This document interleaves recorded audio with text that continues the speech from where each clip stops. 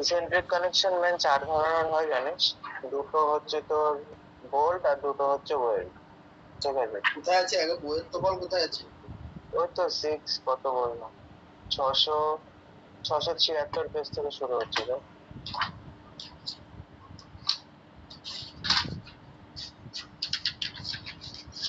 হ্যাঁ হ্যাঁ ঠিক আছে, বলো।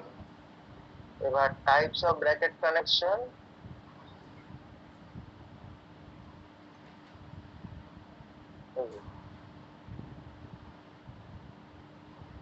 একসাথে একটা ছবি পেয়েছে।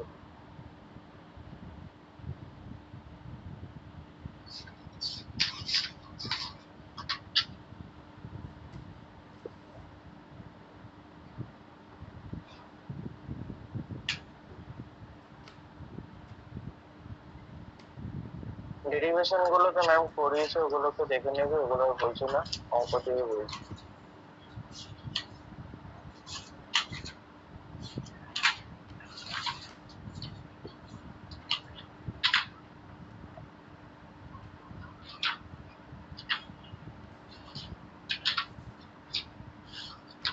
কোথায় গেলে? তো দেখ, মেনলি পরীক্ষা ইয়ারে যেগুলো এসছে, ঠিক আছে, সেটা হচ্ছে তোর আমাদের 14.1, পেজ নাম্বার হচ্ছে তোর 717। 14.1 একটা ইয়ারে এসছে, প্রত্যেক বছরই প্রায় এসছে বলতে পারিস, অর্গানাইজার গুলো দেখবি। আর 14.2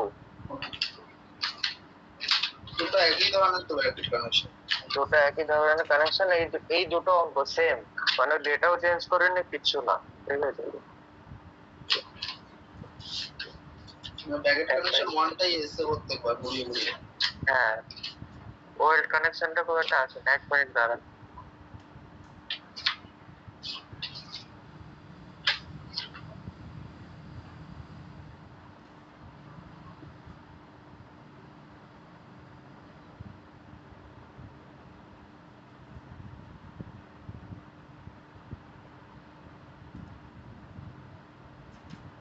হ্যালো,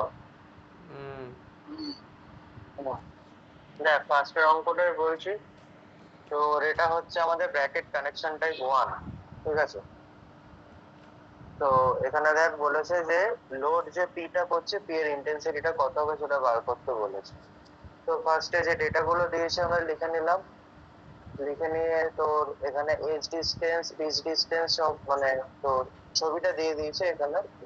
এক্সাম এক্সারসাইজ 14.1 এই ছবিটা তোকে দিয়ে দেবে পরীক্ষাতে, ছবিটা তোকে দিয়ে দেবে। এবার এখানে তোর যে লোডটা পড়ছে সেটা দেখ, তুই যদি ইয়েটা কম্পোনেন্ট এই মাঝখানে ধর, এইদিকে কটা, একটা দুটো তিনটে চারটে পাঁচটা, মোট 10টা বোল্ট আছে। 10টা বোল্টের সিজি মিডিলে এরকম কোন একটা জায়গায় কাজ করছে। ওই ইয়েটা দেখবি, কি বলে ম্যাম, যে ডেরিভেশনটা করিস ওটা দেখবি। ঠিক আছে, এবার সব থেকে দূরে, ওই সিজি থেকে সব থেকে দূরে যে বোল্টটা থাকবে সেটাকে ম্যাক্সিমাম ফোর্সটা আমাদের জেনারেট হবে। ঠিক আছে, এবার তো ফার্স্টে আমাদের ফার্স্টে বোল্টের চেক গুলো করলাম। সেখান থেকে ভোল্টেজ স্ট্রেংথ বেরিয়ে গেল আমাদের। এবার হচ্ছে তোর factor tensile load. Factor tensile load P is equal to P1 by load factor দিয়ে ভাগ করে দিচ্ছি। এবার নাম্বার অফ বোল্ট আমাদের আছে 10টা। তো এক একটা বোল্ট আমাদের তো ডিরেক্ট ফোর্স করছে তাহলে P1 বাই 10 একটা বোল্টের উপর। আর F2 টা হচ্ছে তোর, সূত্রটা আছে দেখবি, ওই ডেরিভেশন থেকে এই সূত্রটা এসছে। ঠিক আছে, এখান থেকে আরেক ডেরিভেশন পরীক্ষায় দেবে না, শুধু সূত্রগুলো মনে রাখবি ডেরিভেশন থেকে। ঠিক আছে, F2 বের করে এই সূত্রটা, আর এই রেজাল্টেন্ট বের করে এই সূত্রটা, এই দুটো মেন মনে রাখবি। এখান থেকে আর এর ভ্যালুটা তোকে বের করতে হবে, মানে প্রত্যেকটা ওই সিজি থেকে প্রত্যেকটা ভোল্টের যে ডিসটেন্স। ঠিক আছে, আর এর ভ্যালুটা এখান থেকে বেরিয়ে গেল, সামেশন অফ আর। সেখান থেকে F2 এর মানটা বের করে নিলি। আর তার মানে কি, এখানে তুই F2 এর মান জেনে গেলি, অ্যাঙ্গেলটা জেনে গেলি, এখান থেকে cos থিটার মানটা তোকে বার করতে হবে। cos θ এর মানটা বার করে নিলি, দিয়ে রেজাল্টেন্টের যে সূত্র সেখানে ফেলে দিলি, P1 এর মান বেরিয়ে গেল, সেটাকে লোড ফ্যাক্টর দিয়ে তোর মানে এখান থেকে P এর মানটা ওটাকে লোড ফ্যাক্টর দিয়ে ভাগ করে দিলি, তাহলে আলটিমেট কতটা লোড পড়ছে আমাদের সেটা বেরিয়ে যাবে। তোকে ডেরিভেশনের সূত্রগুলো মনে রাখতে হবে, কিছু করার নেই।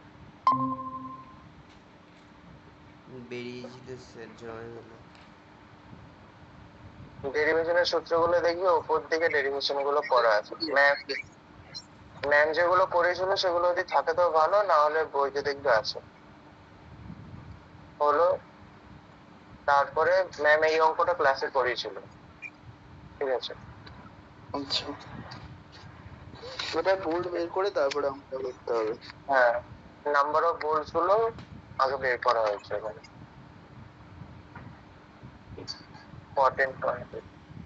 বুঝলাম চলো, বুঝলাম। এবার ওয়েল্ডের ক্ষেত্রে একটা বলে দিই, এখানে তোর বোল্ট গুলো তোর ইয়েতে করা আছে, মানে ওই ব্র্যাকেটের ওয়েব আর হচ্ছে এই কলাম সেকশনের ওয়েব, এই দুটোর মধ্যে বোল্টিং করা আছে। না না, আগের গুলোতে তোর কি ছিল? আগের গুলোতে ছিল তোর আগের গুলোতে ডিরেক্টলি তোর ওই ওয়েবের উপরে একটা প্লেট বসানো আছে। আগের গুলোতে কি করা হচ্ছিল? ওয়েবের উপরে দেখ, কলামের ওয়েবটা এটা, হ্যাঁ এই সরি কলামের ফ্লেঞ্জটা এটা, হ্যাঁ ফ্লেঞ্জের উপরে একটা এরকম প্লেট বসানো আছে। হ্যাঁ, সেটা দিয়ে এবার এইদিকে মানে তোর মাঝখানে এই ডটেরটা ওয়েবের এইদিকে 5টা বোল্ট, এদিকে 5টা বোল্ট, মানে যটা বোল্ট বেরোচ্ছে আর কি, এদিকে আর এদিকে করা ছিল চেনেজ বোল্টিং। আর এবার করা হচ্ছে তোর ওয়েবটা, মানে ওই প্লেটটা বেরিয়ে আসে, মানে প্লেটের একটা ওয়েব আছে ওখানে। আগের যে প্লেট গুলো ছিল সেটা একটা শীট ছিল, একটা স্টিলের শীট, আর এখানে তোর একটা ফ্লেঞ্জ আছে, তার মধ্যে থেকে একটা ওয়েব বেরিয়ে আছে। এবার ওইটার ফ্লেঞ্জ আর কলাম সেকশনের ফ্লেঞ্জটা একসাথে কানেক্ট হচ্ছে, বুঝতে পেরেছি। ওয়েবের মানে এই দুটো বোল্টিং আর কানেক্ট বোল্টিং করা হচ্ছে। দুটো আই সেকশনকে কানেক্ট করলে এরকম হবে। হ্যাঁ,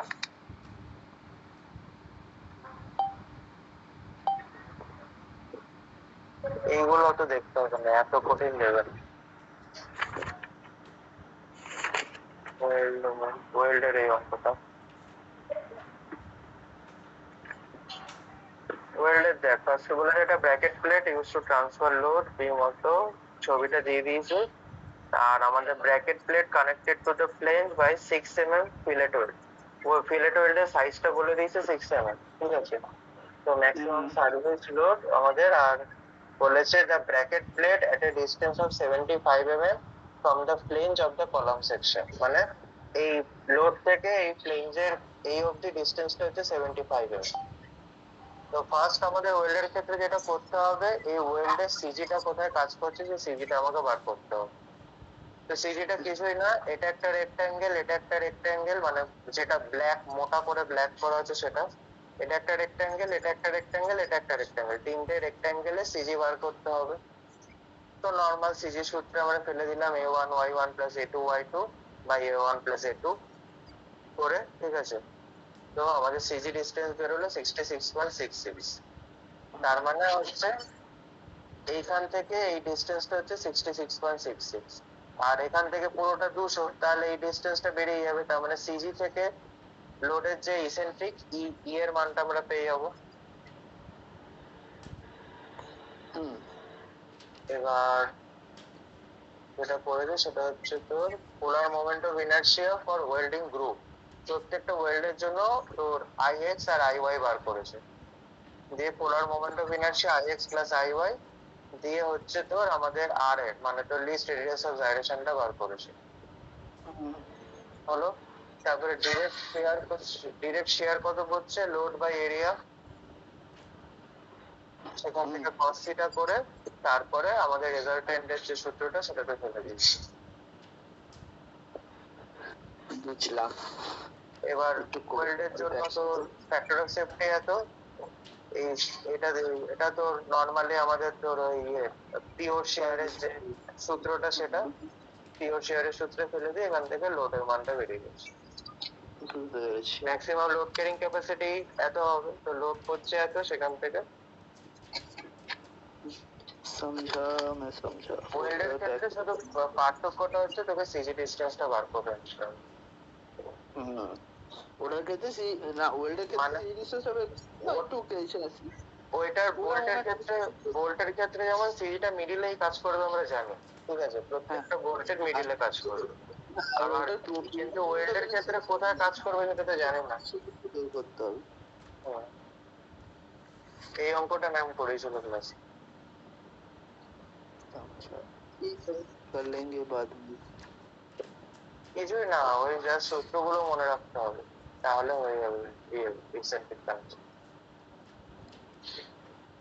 এবার তুই অর্গানাইজার খুলে যদি দেখিস, শুধু দেখবি ওই অঙ্কটাই দিয়েছে প্রত্যেকটা ইয়ারে। অর্গানাইজার মাথা রাখ কানেকশন চলে এসে কি বলে নেট চলে এসে কি বলে কারেন্ট নেই ভাই, মাথা এখন কাজ করছে না, রেখে দে। কারেন্ট নেই? কারেন্ট গেল গিয়ে তো এই মাত্র। কালকে আমাদের সারাদিন কারেন্ট ছিল না, আমি কালকে বুঝতে পেরেছি। তো সিএসসি লাইনে কারেন্ট থাকছে না, তার মানে জাম্পার টাম্পার উড়ে গেছে। সিএসসি লাইনে আগেও একদিন হয়েছে, সে দুদিন আগে রাতের বেলায় কারেন্ট ছিল না, পুরো রাত কারেন্ট নেই। হ্যাঁ, সেই তো আমাদের বাড়ি যেদিনকে আসার ছিল। হ্যাঁ 3 ঘন্টা, সেই 3 ঘন্টা মতন কারেন্ট ছিল না। বাড়ি আসার আগের দিন ওই অঙ্কটাই আছে প্রত্যেকটা বছরে। এবার তুই যদি রিসেন্ট কোশ্চেন পেপারও দেখিস, ওই অঙ্কটাই দিয়েছে। समझा ठीक है, प्रैक्टिस करने से हो जाता है, प्रैक्टिस करना पड़ेगा अब। देखिए आज ये किने बसे যে রাতের দিকে দেখি স্ট্রাকচারের সময় ওয়াটার রিসোর্সটা পড়, ওয়াটার রিসোর্সটা কিন্তু মাস দিয়ে দেবে। হ্যাঁ স্ট্রাকচার স্টিলটা নিয়ে এখন বসাতে হবে না, আমি ওয়াটার রিসোর্সটা পুরো স্ট্রাকচার নেই তো এখন বুঝবো এটা 2022-23 সালে। ওয়াটার রিসোর্সের অঙ্কগুলো করতে হবে, ডিএসআর যে করে অঙ্ক করে অঙ্কগুলো প্র্যাকটিস করতে হবে। কিসে? ওয়াটার রিসোর্সে? চ্যানেল এই দেখ, স্যার এই দেখ এই অঙ্কটা দিয়েছে আজকে প্র্যাকটিস নীলাজ রে। বুঝতে পেরেছি, দেখেছি, ছেড়ে দে। আর এই অঙ্কটা ম্যাম ক্লাসে করিয়েছিল। ক্লাসে করিয়েছে, এটা তো সে লোডটা 3 দিকে ট্রান্সফার নাম্বার অফ ভোল্ট বার করা।